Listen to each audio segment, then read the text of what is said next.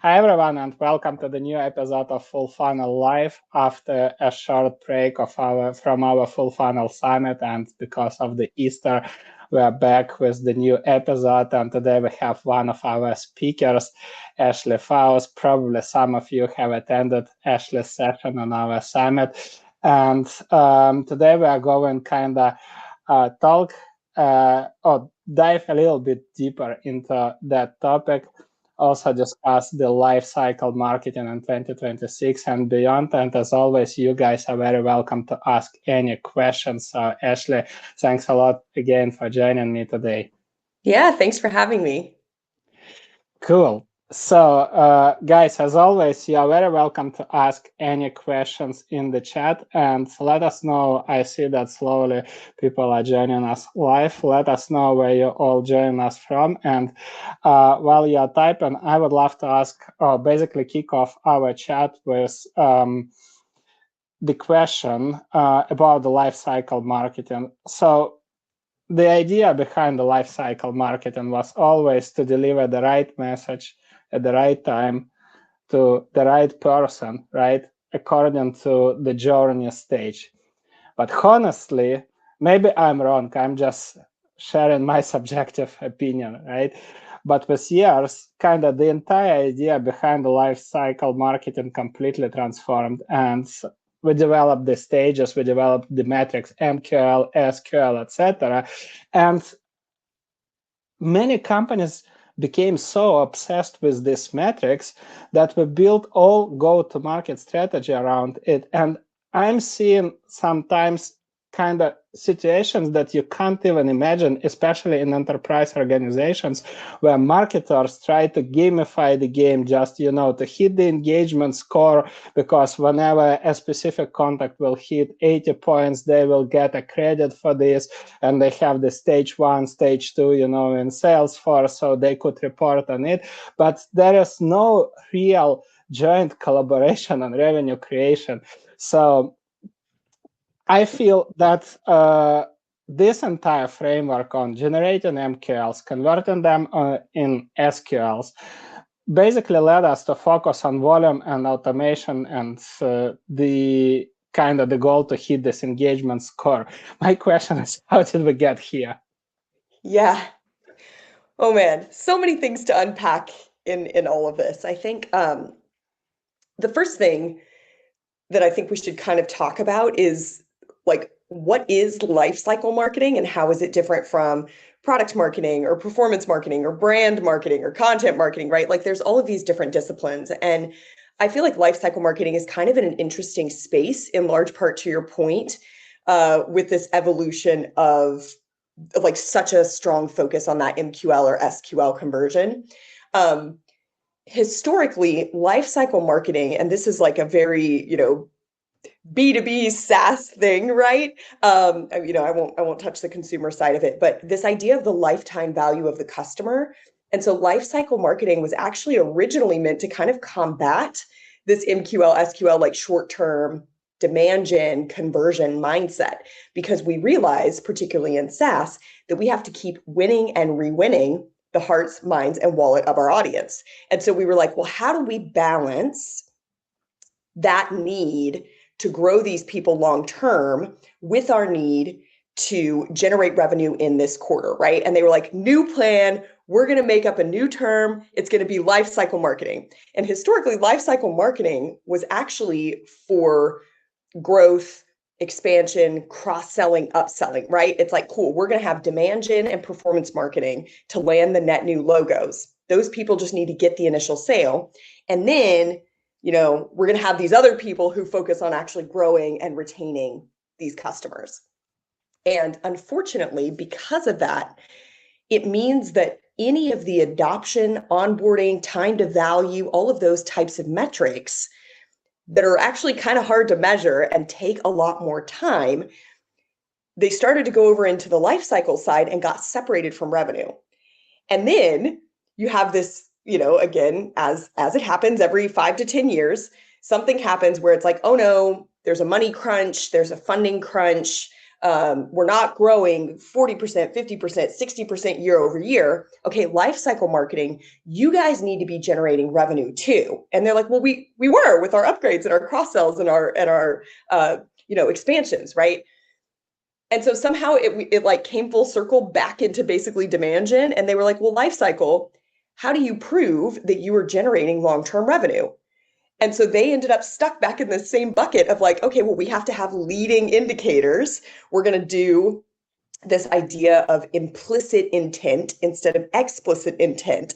And so they basically fell into the same trap as demand gen, performance marketing, et cetera, that as marketers, we want proof that what we're doing is working so we can do more of it. And so we need some leading indicators. And unfortunately, when you think that you have something easy to measure, easy to show in a dashboard, and in theory, easy to game, basically, or the charitable version, easy to influence, that becomes the North Star instead of a leading indicator that you are directionally going in the right way, right? And so from my perspective, that's how we ended up here. We started, it's kind of the same way that we ended up separating brand from demand gen and performance marketing, right? Brand is like long term and they need the freedom to not be so focused on, short-term revenue. And brand has basically come almost full circle to be like, you guys need to prove that you're driving revenue, right? Lifecycle, same thing. It was like, we need to look at the lifetime value of the customer, but we've come full circle. So I think it's a combination of the time that we're in right now, particularly with AI, has put a lot of pressure on traditional marketing thinking, practice, metrics, tactics, strategy, et cetera. And so we basically are just, everything right now is moving into what is the easiest to measure that appears to have a direct one-to-one correlation between a dollar spent and hopefully more dollars out. So little bit of a big answer where I'm like, let's step back and talk about what lifecycle marketing was actually meant to do. Yes. But I think that context really matters when we talk about how do we get here with, we've circled all the way back to the MQL being the North Star, when in fact, that was always meant to just be a leading indicator for directional strategy and tactics. Yes, I totally agree with you. And you mentioned AI, and obviously today I actually read a post right before our podcast, and I think it was from Jen Allen Knut, and she said that she's talking now to companies and they say, hey, if your product can be integrated with Claude or Gong, we are not buying it. So it's like literal, and you probably have seen the meme, right? That now like all LinkedIn feed is just Claude, right? Everybody has Claude headshots and etc. So indeed, AI is everywhere, and it seems that I mean there are tons of products which I'm observing and I'm using. They're adding AI features which honestly shouldn't be added at all because they don't bring any value, but it is what it is. AI is here. So a couple of questions. What's the role of AI in lifecycle marketing, and what do you need to have in place to make AI working for you? So one thing, I went on a whole tangent in a conversation yesterday. This idea that like AI has this separate role, right? That it's like this new thing, and the analogy I made is if you're building a house, the hammer does not build the house. Frankly, the general contractor does not build the house, right? The general contractor is generally doing all the planning and coordinating and running the crew and making sure they have the tools they need, right? The way that nails actually get hammered into wood is that a human picks up a hammer and literally bangs on the nail and puts it into the wood, right?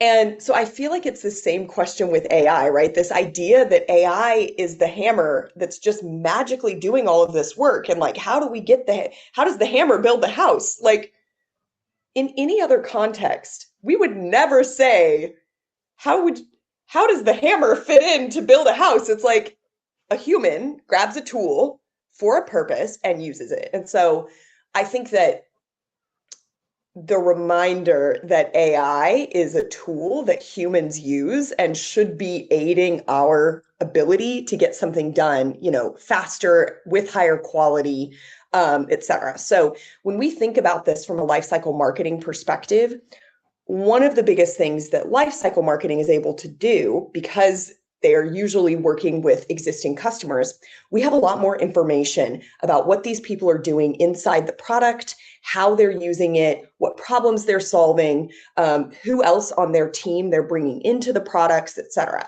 And so because of that, in theory, we should be able to deliver more of the right message at the right time in the right place because we have more information. And so that context is what we need as the foundation to make AI useful in this discipline, to personalize, to make the right recommendations, and to help hone things like the product tours, the onboarding emails, all of that. It's not just, okay, they've taken the 5 actions that we know generally precede someone being willing to upgrade or expand. Haha, now is the time for us to send them an email that's like, upgrade, right? Like, yes, you can use it for that. However, you should also be using it to improve your product tours, to improve your activation, to improve your monthly active users, right? To deliver educational content to the person to help them get more value faster from the product. So from my perspective, AI, particularly for lifecycle marketers, is very useful in personalization, true personalization, to help someone solve a problem.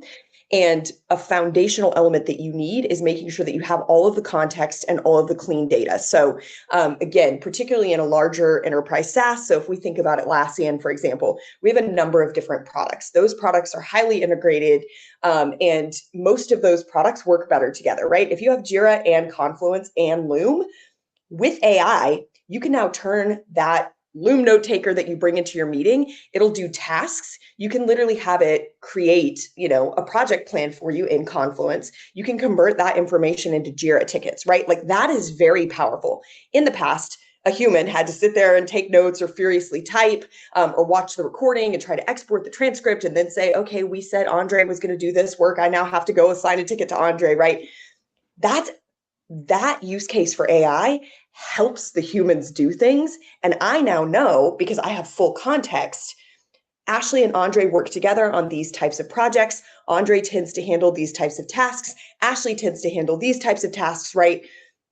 That level of context, it's now, okay, AI paired with the lifecycle marketer is now helping Ashley and Andrei do their work better. Like, that's a completely different mindset than, I saw Andrei logged in. Ha, I can show him an upgrade message now. It's like, dude hasn't done anything, right? Like, and again, knowing which product to recommend next. Okay, Ashley and Andrei are marketers. We should, if they have Confluence, we should probably recommend Loom, not Bitbucket. Like, why would we recommend a code repo to the marketers? We wouldn't do that, right? So that's like a very basic example. But again, being able to coordinate all of those signals to help the audience take an action that solves their problem. And yes, maybe that means they need a higher edition for more users or more features, but the mindset is really about that context to help the user get more value, not just like waiting to pounce until we can show them the right upgrade, expand, cross-sell message. It's a fantastic example, to be honest. And you said you need to have clean data, right? You need to have the context. And correct me if I'm wrong, but that means that you need to have a close work with the product team. So they need to bring you the data about the behavior of these users. And I'd say I was always voting for this because, first of all, okay, we operate in enterprise world, and a lot of companies, they think about expansion, right? But how expansion happens, it's in many cases, it's very similar to what you have described, with the only difference that account executive receives an account with a note, okay, this is our existing customer, they bought this, and you can sell way more things to them, right? So what an account executive, what they're doing typically, right? They just try to find all other buyers and just send them the typical outbound cadence, right? maybe 7 to 10 touches and nothing. So there is no real use case decomposition, right? There is no understanding of who are the power users, like you said. Okay, we are in marketing, we are doing this and that, right? So for us, this is our value, right? There is, I mean, we can maybe put away the entire expansion play, but what I feel where the biggest gap is this context, right? About how the product is being used, for what specific purposes, right? How often and by whom? And this is the key, because let's say if you have, I don't know, a stakeholder who just logs into the product once a week or once a month to look at the dashboard and then move away, right? You don't need to attack with all the kind of tiny features. Hey, you can do this and that and even more. So this is kind of the biggest problem, which again leads us to the entire philosophy of how the teams should be organized, cross-functional collaboration, right? So maybe the main question is or you can share your experience at Atlassian, or maybe any ideas, any tips how to achieve this cross-functional collaboration and get this necessary context. Yeah, so one thing that's interesting that I think for us, we actually have an advantage in this, and that's because we started with product-led growth. So for a fair portion of our history, we were exclusively PLG. We didn't have a sales team. We didn't do outbound, like we didn't do that style of marketing. And because of that, we have a really strong understanding and, interest in those product metrics. And it's interesting. I see a question here in the chat about like, what are the pipeline stages in lifecycle marketing and the metrics for BDRs? And for me, coming up with such a PLG focused mindset, I'm like, no, you wouldn't. This isn't about basically like, it's just fascinating for me, right? Because to me, this question from a sales-led perspective and the mindset that you described, where an AE basically gets a list of the accounts and it's like, okay, here's the customers, here's how much they're spending today, here's their market cap or their revenue. This means that they have the potential to spend this much money with us, go chase them. And they're basically just flying blind, to your point. They're trying to identify other buyers, et cetera, right? From a PLG perspective, we almost exclusively rely on the in-product metrics. And so understanding, we call them sticky actions. What are the things that people are doing that indicate that they are using the products and that they are getting value from them? So for example, in Jira, creating your first project. That is a sticky action. Inviting a team to collaborate or assigning a ticket to someone. That is a sticky action, right? Same thing in Confluence, creating your first page, tagging somebody on that page, publishing that page, sharing that page. Those are very sticky actions because they start to bring other people into the product. And so it's in terms of how to organize the team, we have historically actually collaborated very closely with our product marketing folks because they are the ones who are influencing a lot of that onboarding and product tour and those kinds of things, because historically there was no sales team, right? It was basically PMM and PM saying, how do we make the product sticky? And so I think there's a variety of different ways to organize the team. I have seen Lifecycle sit more in a demand gen type of team, because again, when you think about it with the traditional looping decision journey, which I have some aversion to the traditional linear funnel and the looping decision journey, because again, it's very focused on marketers forcing people down this buy intent path instead of letting them chart their own path. But I've seen Lifecycle basically sit with demand gen because they are considered in a looping decision journey, that cross-sell, upsell, expansion motion. So you've got traditional demand gen that does the awareness, consideration, decision portions, and then you plop Lifecycle into that, and then it starts it over, right? I've also seen Lifecycle sit in more of a customer success organization because again, the understanding that value precedes expansion, and customer success is traditionally tasked with ensuring that customers get value before they will buy. So I've also seen Lifecycle sit in a CSM organization. Very rarely, more in smaller organizations, product marketing will take on a lot of the tasks and metrics associated with lifecycle marketing. So things like monthly active users, things like upgrades, things like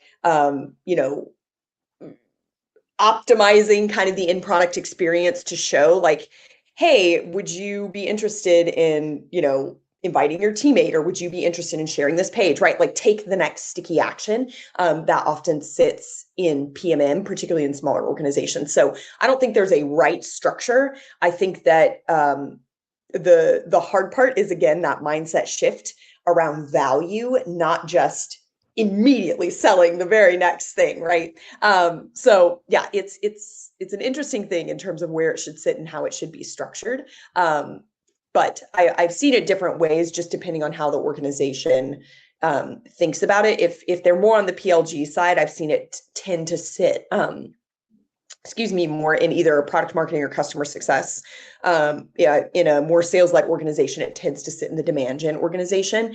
I do think in both cases, collaborating very closely with PMM, depending on the function. In a PLG organization, PMMs tend to act more like a general manager of their business line, versus in a sales-led organization, PMM tends to do more sales enablement, battle cards, market research, competitive research to inform what sales is going out with. So some of it, I think, does depend heavily on how PMM is organized, but I do think in either side, either organization, those should be very closely tied.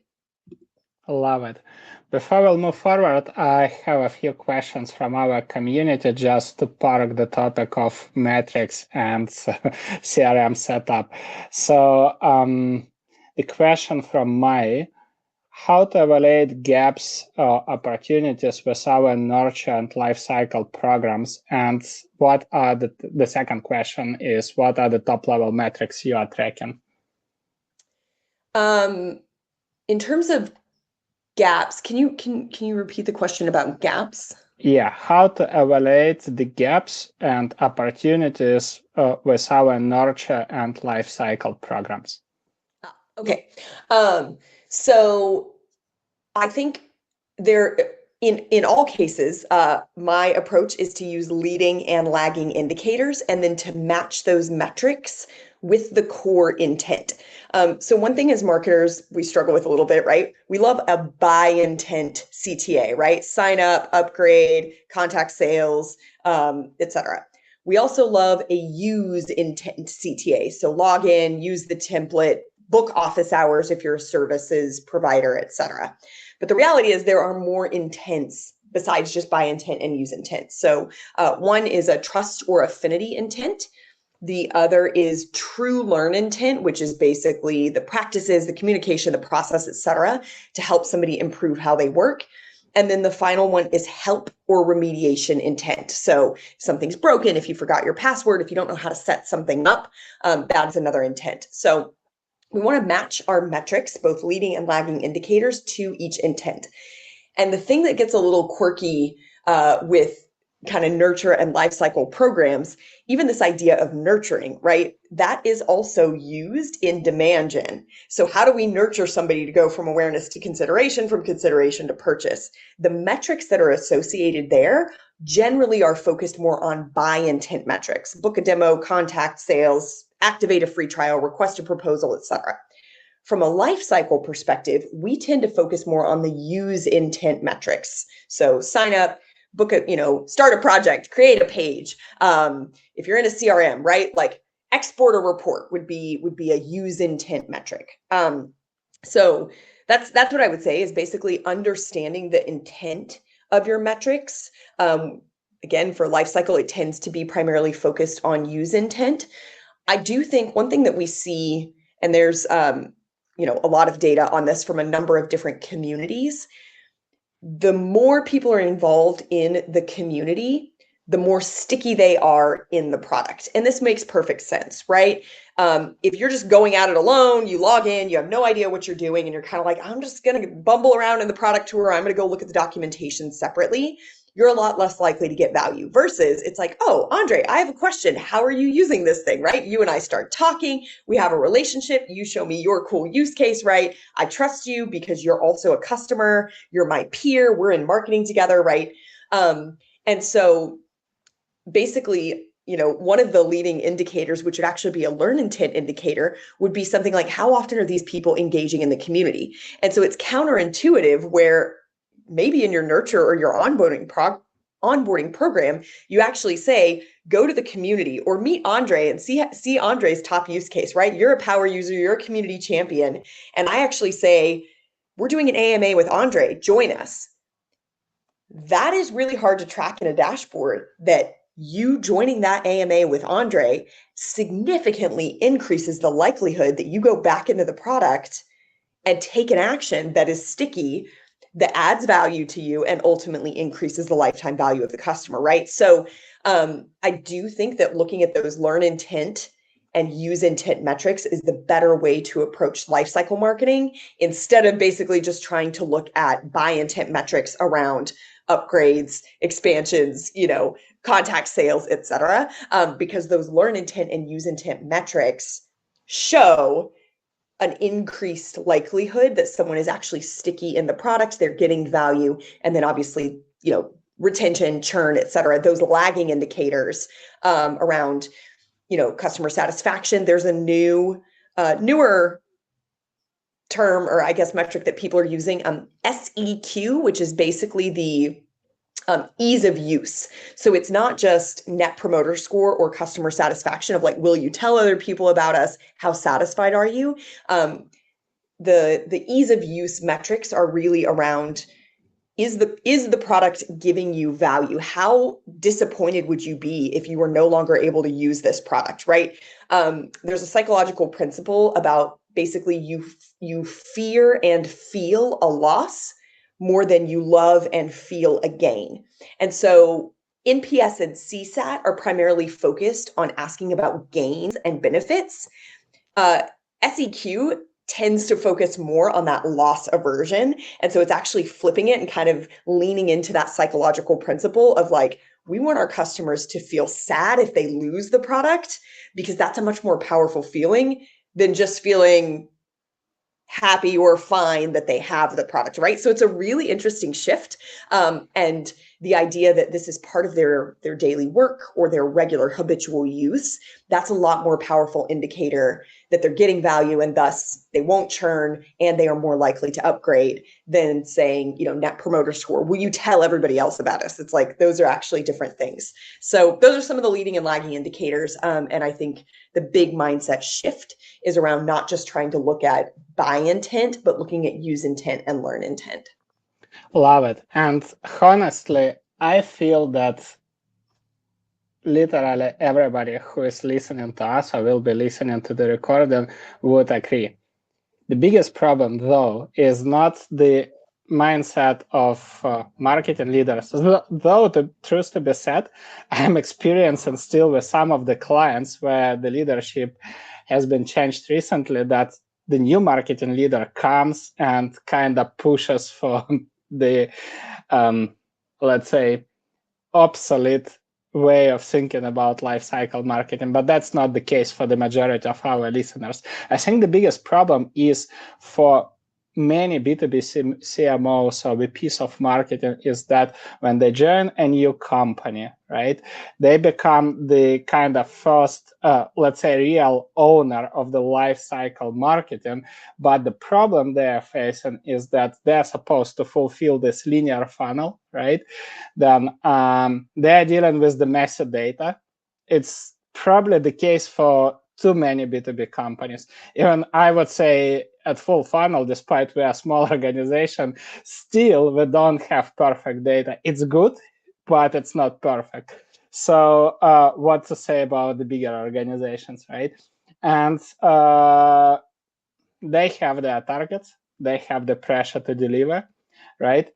So everybody kind of quite often, I feel that we don't have realistic, or we can't make realistic set up realistic expectations of what can be achieved in this case. So let's say if you were wearing these shoes, right? And in 90 days, you have the board meeting where you need to kind of present the reality of what could be done in the first year. What would you do?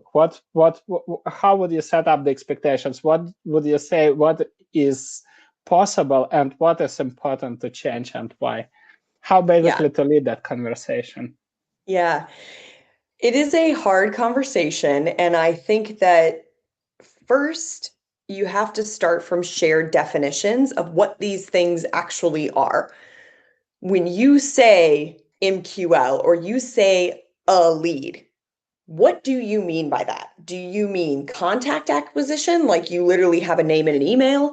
Do you mean somebody who is engaged and has actively raised their hand and clicked contact sales or request an RFP or book a demo, right? Like, what is that actual definition and what goes into it? That's step one. Same thing, customer. What do you mean by that? Do you mean somebody who has 100 free users, 10 free users? If you've got a free tier, do you mean people who are paying you a minimum amount of money? Do you mean people who have been in the product a certain, when you say active users, like, are you looking at a certain number of daily, weekly, or monthly active users? Like, let's get very clear on what we mean, because frequently, and I've talked with a couple of different organizations about this, those definitions are not the same, right? I talked with one company. I was doing a little bit of consulting. It was a nonprofit, and marketing was basically counting any email address that they received as a lead.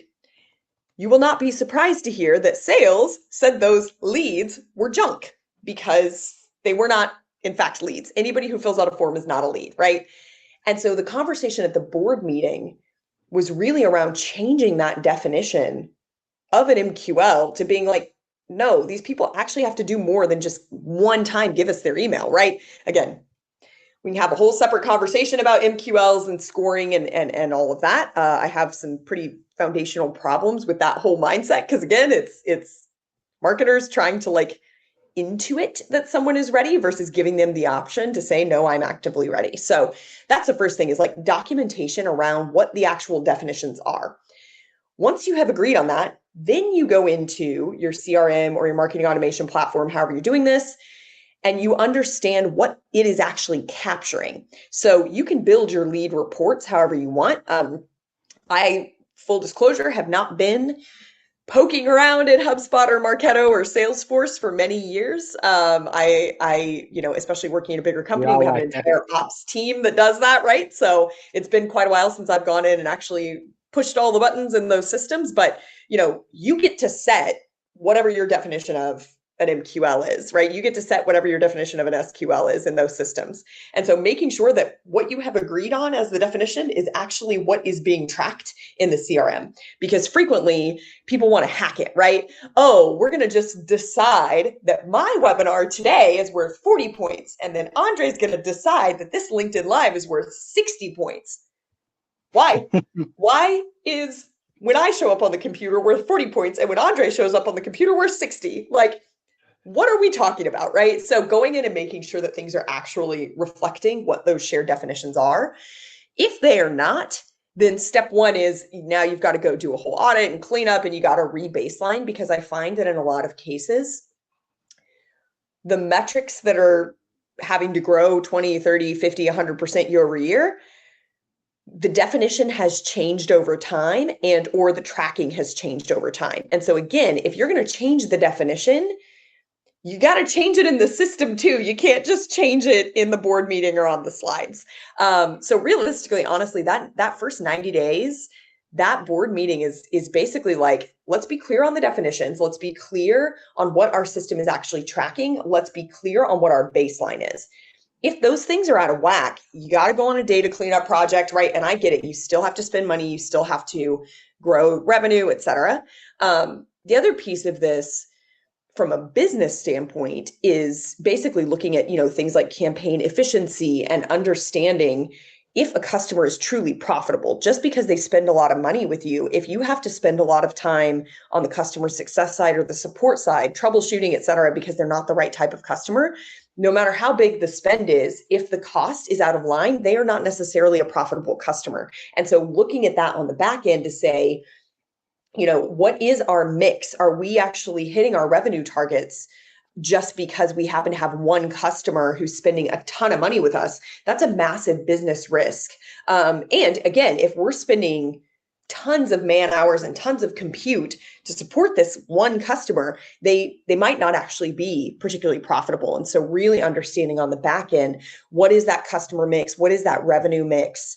And what is the true profitability mix of our customers and our business? So yeah, that's kind of what I would do in the first 90 days. And then obviously from a what's possible in a year, I think it kind of depends on like, what are you dealing with when you do that audit? And how open is the leadership team to potentially taking radical action to fix something? And obviously, the larger the company, the more difficult it is to make these changes because you've got something that's working. If you're a public company, you have to report publicly on what you're doing, how it's doing, why you're doing it, et cetera. So like this is very complicated. Like this is not an easy thing. And it's very easy for me to sit here and say like, yeah, just use, the playground, just ditch linear funnel, right? Just follow the metrics that actually matter.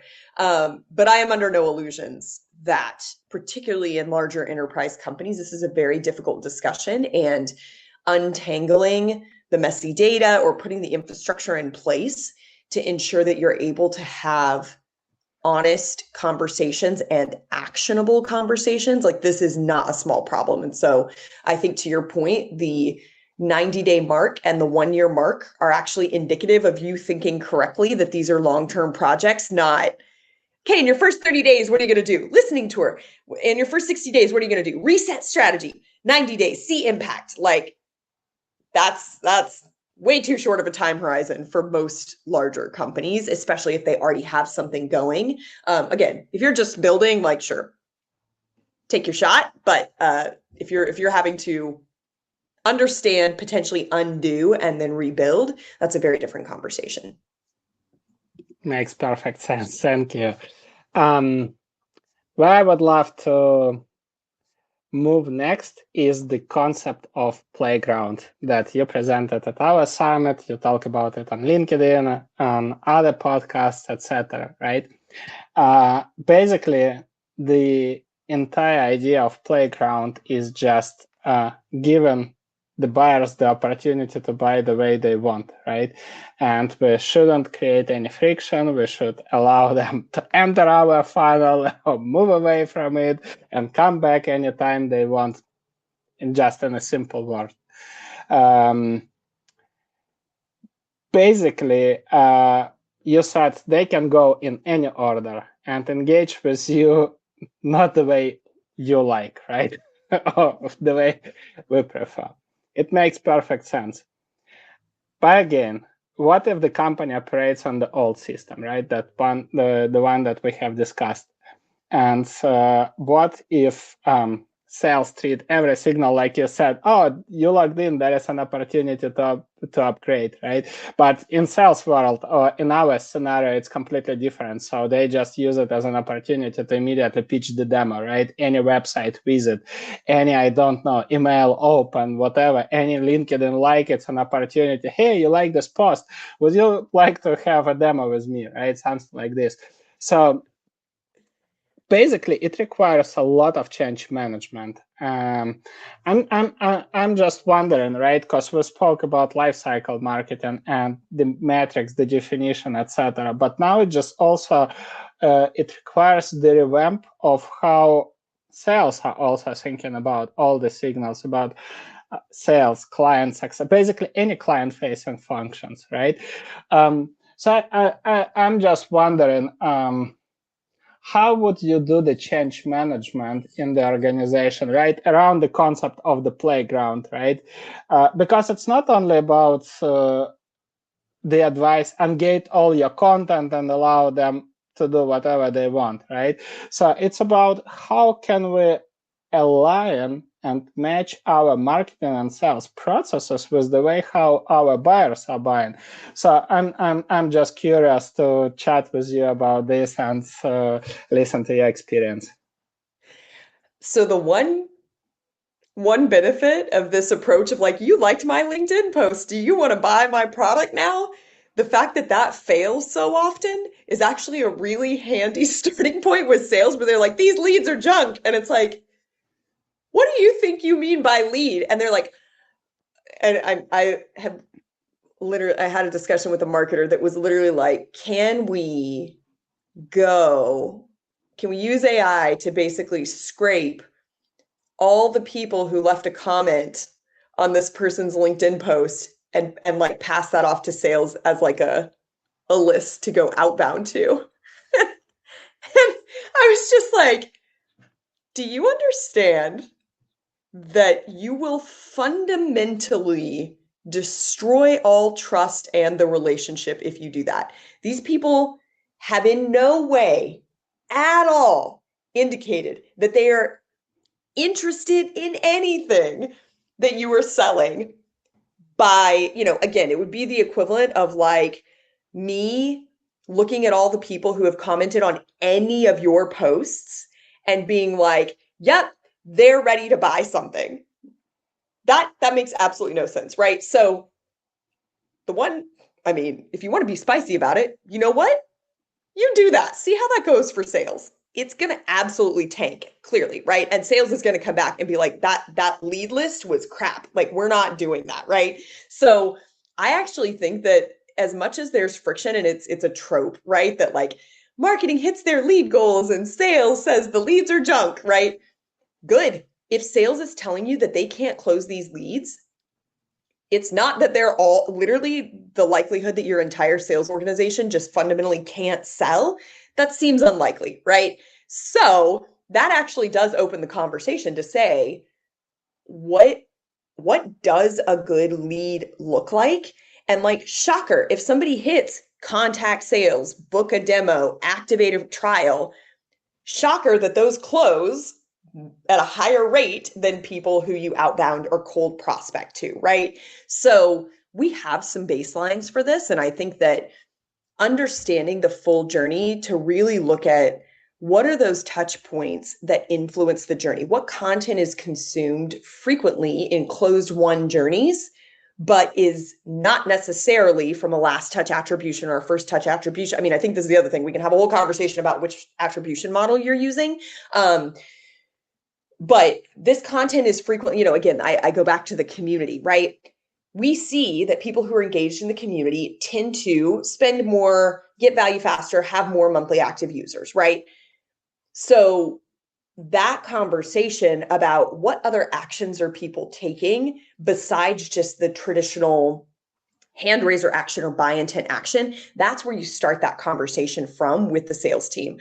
Perfect example that I give in terms of the funnel being outdated and why you should use a playground. So pricing is traditionally considered a bottom funnel or a decision level or a purchase level conversation.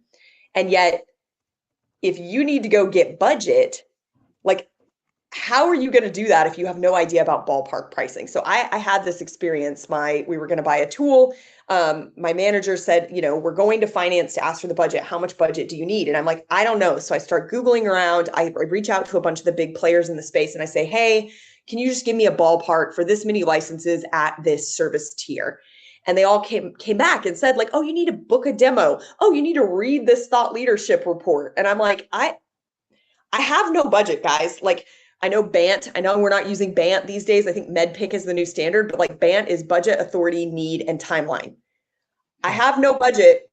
Currently, I have no authority because I'm not I don't have the authority to sign off on this. In terms of the need, like I have the need, but if I don't have the budget and the authority, and then timeline, until I get budget, I have no timeline to buy, right? So me reaching out to these people, I am not a lead just because I'm asking about pricing. If you come back and you tell me that it costs $100,000 and I can only get budget for $1,000, it doesn't matter how much I agree with you that this problem is worth solving. I fundamentally cannot afford to buy, like, we're 100x off. I am not a good lead for you if I think I could solve this problem for $1,000 or $10,000 and your minimum spend is $100,000, right? Like, so again, those types of examples where we say someone reaching out to you for pricing does not automatically make them a lead, because they might not have one of the key elements required, budget. And no matter how much you try to sell me the value, if we are that far apart, I cannot buy from you. I am not a legitimate lead for you, right? So I think some of those hard examples of what content is being consumed in the journey. What is that sales close rate? Is it steady? Is it dropping? Is it above or below your peers and your industry benchmarks, right? Is there one salesperson who is just completely killing it on their quota and everybody else is tanking? Okay, what is that person doing differently? Frequently, they're taking the best leads. Great. How are they spotting that from a sales perspective? How are they filtering out the junk? Let's see what we can do to scale that mindset, not tell all the rest of the sellers that they're terrible and put them on a 30-day PIP that they can't hit their quota, right? So there's a lot of diagnostic tools that we can actually get from the salespeople to then take that back into our lead scoring, into our marketing programs, right? And what we see frequently is that it actually behaves like a playground. Oh, I met this person at an event 2 years ago. I sent them our state of industry report. I sent them the Gartner MQ or the Forrester Wave if they're an enterprise. None of those assets closed them. But then we got on the deal and they were like, oh yeah, I remember Andrei. I don't know if you remember, but like we met each other at Unbound. HubSpot's conference is now Unbound. I met you at Unbound 2 years ago, right? Where does that show up in the system? It might not, like maybe we didn't scan a badge, or maybe you didn't put me in the system as somebody that you met, but being willing to look at the verbatims and look at that journey, all of that starts to point to the fact that we need to have leading and lagging indicators across multiple intents. And that's how you start to have that conversation. Depending on the size of the organization and how entrenched they are with their, strategy, tactics, metrics, et cetera, it's a hard conversation to have, because as you note, if you suddenly tell an organization that their MQLs are going to tank, like nobody wants to hear that, right? The volume going down, but it is interesting. I think especially if you're able to take, let's say, an emerging product line, and fundamentally rethink how you go to market with that product from a metric standpoint, an asset standpoint, strategy, tactics, et cetera, that starts to prove out this mindset shift, and then you can expand it to your larger product line. So it is a tricky balance, but I actually think that in some cases, sales complaining that like the leads are bad or things aren't converting is actually a really great conversation starter to say, is it because our criteria is wrong? Is it because the way we are thinking about this journey is wrong? And what if we thought about it this way? What would our metrics look like? What would our strategy look like? What would our goals look like? I have a strong opinion that if you don't initiate this conversation, and if you just try to survive one more quarter, right, I will hit my target this quarter and next quarter it will be better. I feel it's just kind of similar to rearranging the chairs on Titanic, because no way you can, but again, it's just my subjective opinion. I feel I simply don't see a way how you can be successful long-term as a marketing leader, as leading marketing function, right, under these circumstances. Do you see the same, or do you feel there are some workarounds that can help you without having this kind of tough conversation? Oh man, this is hard. So I think the average CMO tenure these days is like 18 months, maybe 24 months, right? I saw 15 recently, SaaS stock 15. reported. Yeah, so 18, that You're was telling me that probably in I'm hanging on to the 2024. old data of like a minimum, we get at least a year and a half, right? I think that the fact that CMO tenure is the shortest of all of the C-suite, and that it is that short, 18 months is quite short. 15 months, I mean, good Lord, like you've barely even ramped up on the organization by that point. So I agree with you. I think that it is very difficult to have these conversations. It is very hard to shift, not just the mindset, but the strategy, the data, the tracking, all of that. And particularly in larger entrenched organizations. So I agree with you. I mean, the reality bears it out, right? With the shorter CMO tenure. Full disclosure that I have not been a CMO. I have not been the person that has had to drive this from the top down. And what I have seen is that traditionally this goes better in smaller organizations. Again, when you're trying to come into a large organization, multiple product lines, it is basically terrifying to say we are going to fundamentally shift how we approach this and how we are measuring it. It's got to be done incrementally. And if you have emerging products or emerging teams, that tends to be the easier place to make these types of changes because it's seen as more of a pilot. You don't have that baseline of like, we've got, millions of dollars coming in every single month or every single quarter for these products. And now you're telling me you're going to shift how you do your measurement? Like, is that ultimately going to tank the revenue? And so the hard part of basically like separating out which of those metrics are actually showing real profitable, sustainable customer relationships versus which ones are just showing junk is hard. The other way to do this is, and again, I get it, you can't do this across the entire org, but take one program or one channel or one campaign and either go super big or turn it off. And I find what most people do, let's say, I don't know if you're familiar with the $10 game. This is like a well-known kind of game in product management. And it's like, if you have $10, how are you going to spend that $10? If you put $1 on 10 things, obviously you're not going to get that much return. If you put all $10 on one thing, that's one huge bet that's either going to be amazing or it's going to fail catastrophically, right? So what most people try to do is say, I'm going to do $3 on 3 things, and then I have $1 left over, so I'll do 50 cents, right? And they basically place their bets equally. What I would recommend is find one program where you're like, I think that I'm seeing some early signals, or I've seen this work in the past, or I think this has potential. You know what? Blow it out. Put a ton of money, triple your budget on it. Do you get triple the returns? Or if you're like, it feels like this is just kind of limping along, but we can't turn it off. What if it's working? What if you kill it? What if you do just turn it off?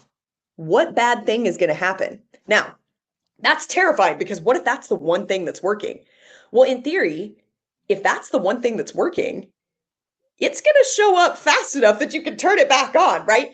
And if it's not working, great, you've just killed it, right? So I think that this idea of finding something where you can go very big or go very small and just completely pull back is a really good way to start to test some of those assumptions with a little bit of that safety net, that you're not going to just completely kill an entire business or, an entire set of strategy and tactics that's actually working. Yeah, and I think honestly, it's all about the efficiency, right? Everybody talks about AI will bring that efficiency so we can do more. But the question is, do we really need to do more? Right. Or do we need to excel at several activities that actually create the revenue, right? Yeah. That lead to revenue. That's the key. So quite often, like, there are fundamental activities. We all talk about it: awareness, right? Brand activities, I don't know, account engagement, account research. But then, like in ABM, we talk a lot to sales reps. Have you done that account research? Oh, I didn't have time for this. Have you engaged? Have you done multi-threading? Oh, I didn't have time with this. Okay, account research with AI probably is not excuse anymore. But let's say engagement, multi-threading, etc. Nobody has time for this. And then the question is why, right? Why don't we kind of allocate time to activities that actually lead to the revenue? The same in marketing, right? So do we need to do this hundreds of the things that we do just to tick, the box in our Jira or Confluence or whatever, right? Or Asana, instead of like focusing on what really kind of helps us to hit our targets. So totally agree with you, and thank you so much for sharing this. I feel it was a brilliant conversation. I saw also comment from Valeria. She enjoyed it. Thank you so much for joining us. I think it was a brilliant add-on to what you have shared on the summit. And guys, thanks a lot for coming and asking your questions. It was a fun episode. Yeah, thanks so much for having me and continuing the conversation. It's definitely a big one in the industry. Yeah, absolutely. Thank you so much. And we'll continue our chat on LinkedIn. Thanks all, and see you probably in 1 week. Have a good day. Take care.